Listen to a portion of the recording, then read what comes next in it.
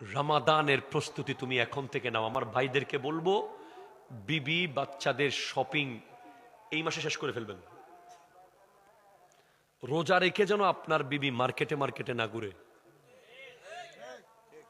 রোজা রেখে যেন আপনার বিবি বাজারে বাজারে না ঘুরে। এটার জন্য আপনাকে কিয়ামতের দিন আটকানো হবে। মনে রাখবেন, একজন বেপরদা নারী জাহান্নামে যাওয়ার সময় 4 জন পুরুষকে সাথে নিয়ে যাবে। সে জাহান্নামের ফেরেশতাকে বলবে, দাঁড়াও, আমার বাপকে ডাকো। আমার বাপ আমাকে কন্ট্রোল করে নাই, তাকে ডাকো।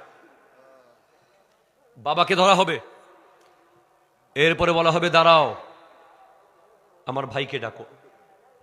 আমার ভাই চাইলে আমাকে পর্দানসীন বানাতে পারত, সে করে নাই। এরপর বলবে, দাঁড়াও, আমার স্বামীকে ডাকো। আমার স্বামী, ওই নারী বলবে, আমার ছবি ফেসবুকে আপলোড করত, আমাকে তার বন্ধুদের সাথে পরিচিত করিয়ে দিত, আমাকে নিয়ে নিয়ে মার্কেটে মার্কেটে মানুষের সাথে পরিচয় করাতো। আলহামদুলিল্লাহ, শপথ করে বলতে পারি, আমাদের পরিবারের কোন নারী আজ পর্যন্ত কোন মার্কেট চোখে দেখে নাই, দেখে নাই, দেখে নাই। আমরা ঈদের সময় অনলাইনে আনাই।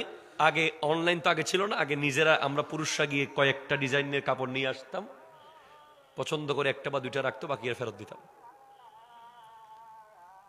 এই সামান্য কষ্টটার সামান্য একটা কাজ আপনার বিবি গিয়ে দেখবে না, আপনি একটু কষ্ট করে নিয়ে আসবেন, এতে করে আপনি বিশাল বড় ফায়দা পাবেন। তার মধ্যে 1 নম্বর ফায়দা হলো আপনি দাইয়ুস হওয়া থেকে মুক্ত থাকবেন।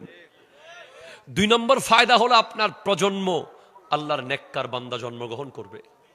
3 নম্বর ফায়দা হলো আপনি জাহান্নামের আগুন থেকে বেঁচে যাবেন। আর এখন আপনারা কি করেন?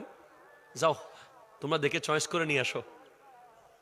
সে এবার ফজরে গেছে, সেহরি খাইয়া গেছে, মোটামুটি তারাবির পরে করে আসতেছে সেহরি আগে করে।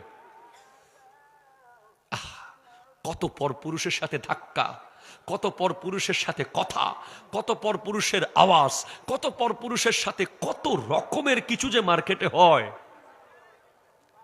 ওই নারীর পেট থেকে নেককার আওলাদ আশা করার কোনো সুযোগ নাই।